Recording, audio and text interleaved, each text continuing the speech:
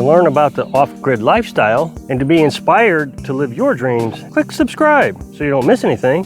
Hit the bell notification. So I'm standing here on my back porch, brand new back porch, with my see-through roof attached to my brand new tiny house that I just built.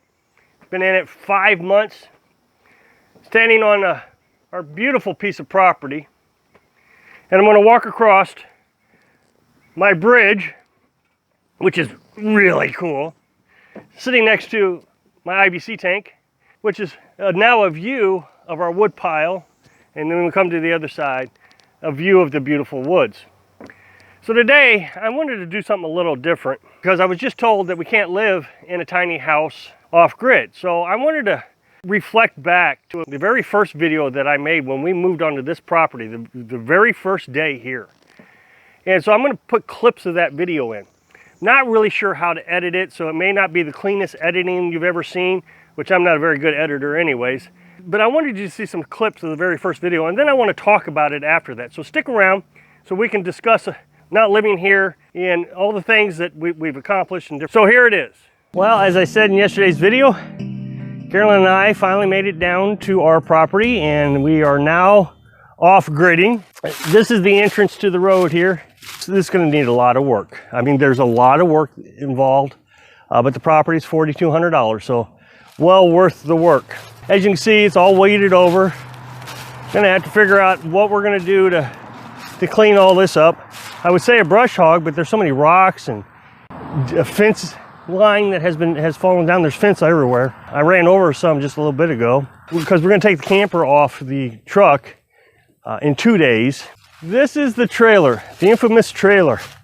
It's a mobile home that has been demolished. As a matter of fact, when Google Earth drove by a couple years ago, there was more here than what there is now. I have looked for the sewer pipe the best I could, and so far I have not seen anything that resembles a sewer pipe. We're assuming there's a septic tank here, but we don't know. The guy even said he didn't know if there was a septic tank here. He didn't think so. So there may not be. We'll just see. And if not, then we'll compost our waste like we've been talking about. It's not that big of a deal. So anyway, we're going to strip this all the way down to the frame.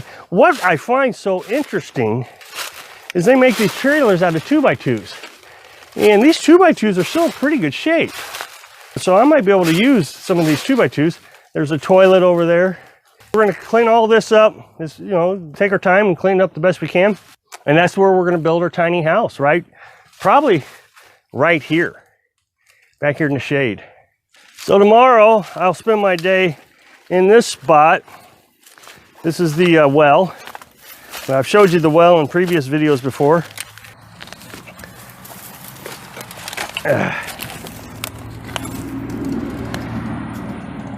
There's the well hole right there and covered up. I'll get the pump into that, and then I'll shock the well with bleach water. But over on this side, lots of trash. This is going to be kind of dangerous this summer. The copperheads are going to come out here, so we got to figure out how to deal with the copperheads. We got lots of diapers sitting here. Now, we went out and bought pipe for the well, but come to find out, there was pipe here. Now, right over here, I showed you where the well was. So what we did was we parked down here, and that's where we're going to put the camper for now. Okay, so there must have been a shed or something here, and it has fallen down. Somewhere in this area, I'm going to put the solar panels. I got them staged, so in 2 days I'll get those set up. But again, everything has to be cleaned up, and I'm not entirely sure how to do it. For example, I was telling you about barbed wire. It's just everywhere, so you couldn't really bring a brush hog in here because the barbed wire would get wrapped up in the brush hog. But man, there's trash everywhere, so there's going to be a lot of work to do. The copperheads are a very big concern. We'll wear our boots the best we can, but you go down to pick up a brick, pick up a brick here, and there'll be a copperhead underneath it. Okay, so this is the other side of the trailer. Some of this stuff I'm going to be able to reuse. I'll be able to reuse that pipe for our wood heat, I think. See, more pipe here. I'll be able to use that for at least our shower water out of the camper, at least. Carolyn and I have talked, and we're okay with living in the camper for as long as it takes, you know, a couple of years, whatever it takes. And I recognize that so many people are upset that and unsubscribing because we're not, you know, just spending thousands and thousands of dollars overnight so we can move into a tiny house. That's just not the way Carolyn and I think. So as you saw in the video, right here where I'm standing was that old mobile home that we had to tear down. Now I want you to understand something. We moved here, I think in March last year. So we've only been here just a little bit over a year. So everything that we have done, we've accomplished in 1 year. 2 old people accomplished all this.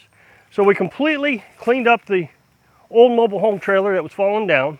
We took a Sawzall and we cut the trailer frame here. The Sawzall was actually given to me by a friend and downsized it because the first thing that happened when we got here was our neighbors informed us that we were too close to the property line with the trailer.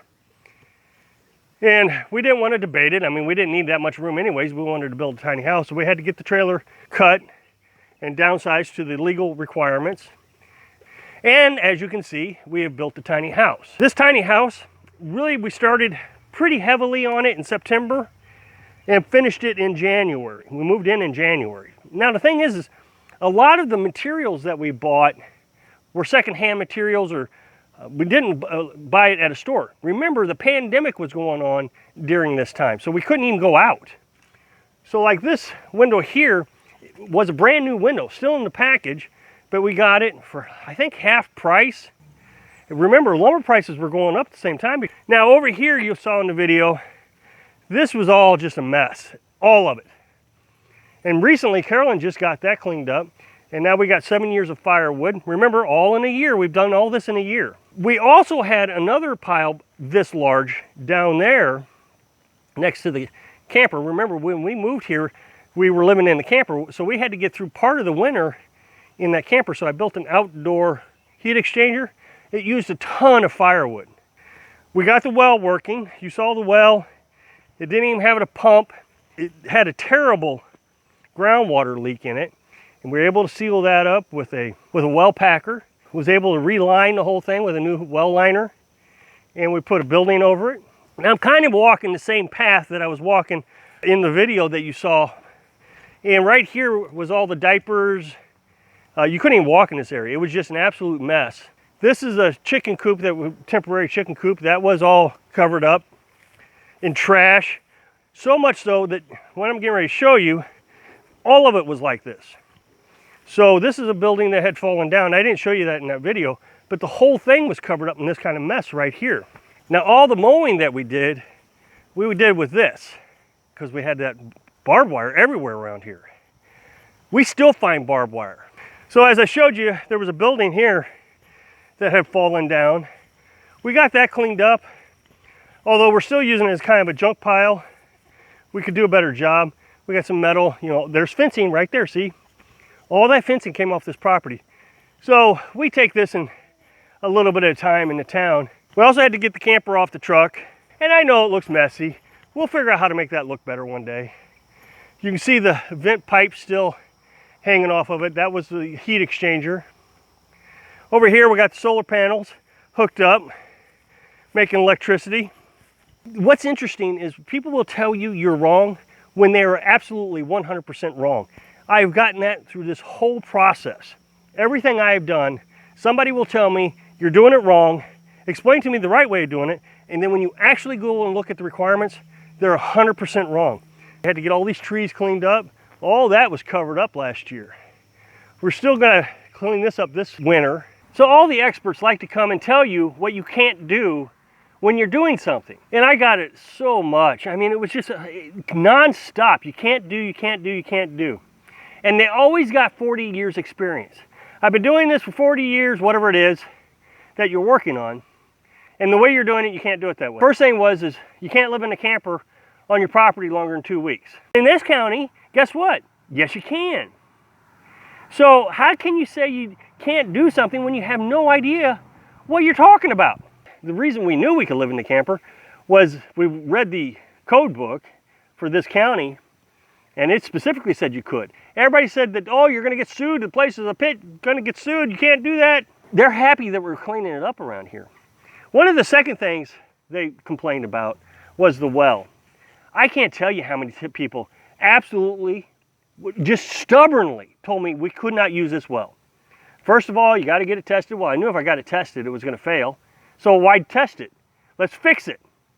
Somebody said you can't use a well pump the way we're using a well pump. My husband's been doing this for 40 years and you can't use that well pump. She went all over the internet telling everybody how I wasn't listening to her. And that's the thing about YouTube, is I am criticized immensely that I don't take advice from the commenters. Well, I've taken advice from commenters lots of times, actually. Good advice, and advice that doesn't cost you $1 million. But those who want you to spend tons of money to do everything, well, you're going to have to redig that well. You know, okay, $10,000. You got the money? I don't. So you have to figure out how to do it in a reasonable fashion and make it work. People don't know what they're talking about, but then give out advice and then get mad when you don't take their advice. I've never understood that.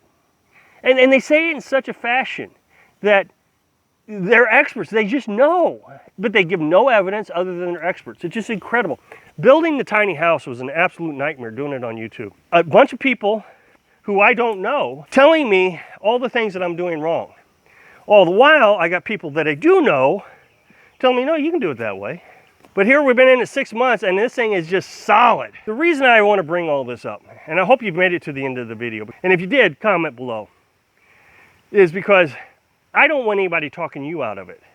You can do it. It is possible. 2 old people completely redid this entire property, built a house, had 7 years of firewood, not had one issue. I hope I can inspire you to ignore the people that says, you can't do that when you're living your dream. Thanks for watching.